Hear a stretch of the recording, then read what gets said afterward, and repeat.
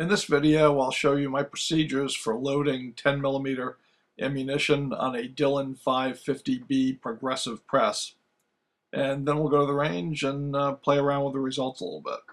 Well, the first thing we have to do is set up the Dillon 550B to load the 10mm rounds.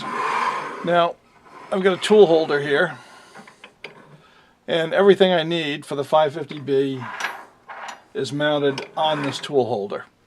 So we've got a shell plate, we've got the little retaining pins right here, and then we've got the tool head itself, and that has all the dies we need plus a powder measure. Now in this case I'm using Lee dies and a Lee powder measure on a Dillon machine, and that'll work just fine. So the first thing we have to do to get ready for this caliber is we have to install the shell plate.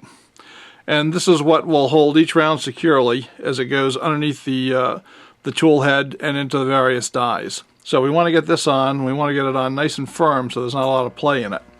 But we've got to get it loose enough so that we can index it. Now, the shell plate is secured by this large hex bolt, and there's a ball bearing spring-loaded detent here, and that's what allows it to lock up for each station. So we've got to get it centered on that. Then we've got the indexing lever, and that goes right over the top of it, and then we install this bolt.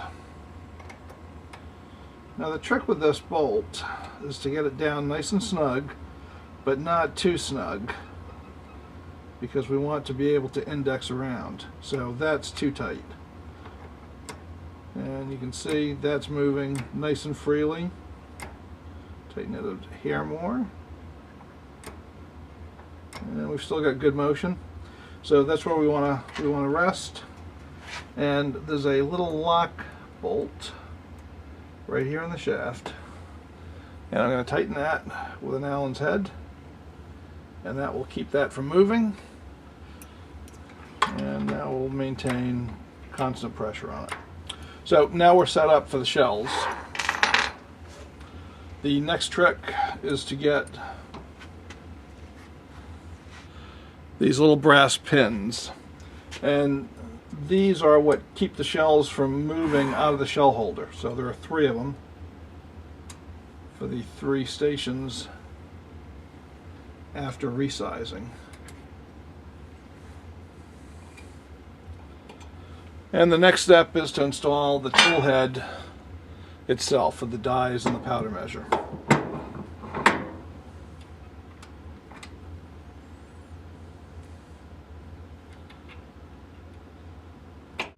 As long as your dies are already set up and calibrated on your tool head, you can see it's pretty easy to change calibers on a Dillon 550. So before we load any ammo with this, what we're going to do is make sure that our powder measure is throwing the correct charge. Well, next we're going to be charging up the powder measure, but before we actually load any ammunition, we want to make sure that the measure is throwing the weight of powder that we're expecting it to throw. So the way we're going to do that is we're going to pull that pin and put a fired case right here in the expander powder die. So I'm just going to run this case up into the measure, and I'm going to do it twice before I actually weigh it, because I want to make sure I'm getting a true reading, that I didn't just have residual powder sitting in the measure. So I'm going to go one more time, and now I've got an RCBS digital scale. I'm going to pour it on, and I'm getting 10.7. I'm going to take one more reading.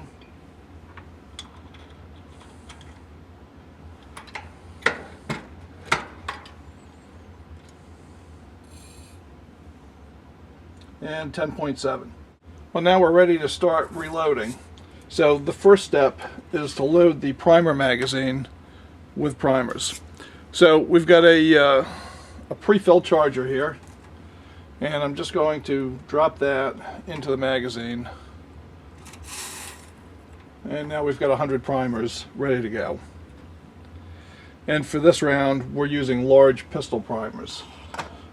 It's funny because the 40 Smith & Wesson is basically the same case as this, just shorter. This is a 10 millimeter. But the 10 millimeter uses large pistol primers and the 40 S&W uses small pistol primers. So we've got our cases set up.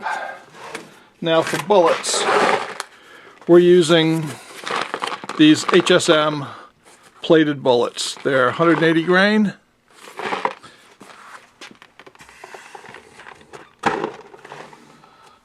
And I've been shooting these for a while and they work very well. So the first step is to get around under the first position, which is the resizing position. On the upstroke it resizes. On the downstroke it primes. So we've got a primed case now. Now this is a 550B, it's a manual indexing one.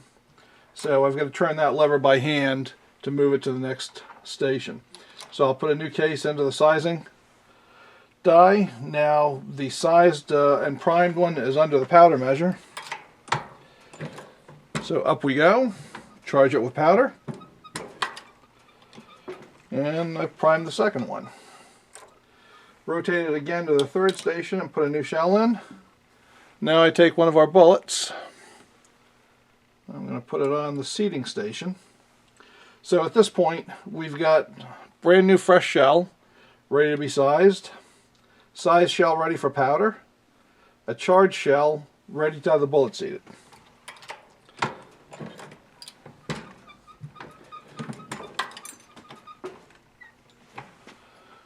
Index it again, put in a fresh shell, cap this with a bullet, run it up, and now in the final station we're putting the taper crimp on this shell. So when I'm ready to go to my next one, I index it and a loaded shell falls off into the hopper.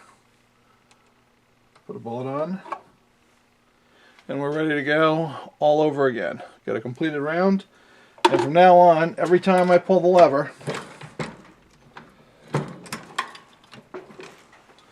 and index it, a finished round falls off into the hopper. And we just keep going like this until we've loaded as many as we want.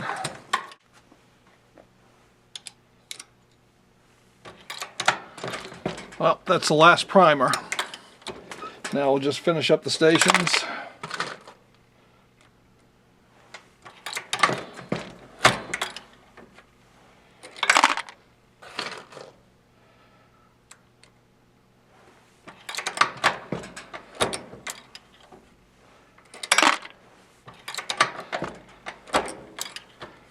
And that's the 100th round of this batch dropping into the hopper. So, remove this.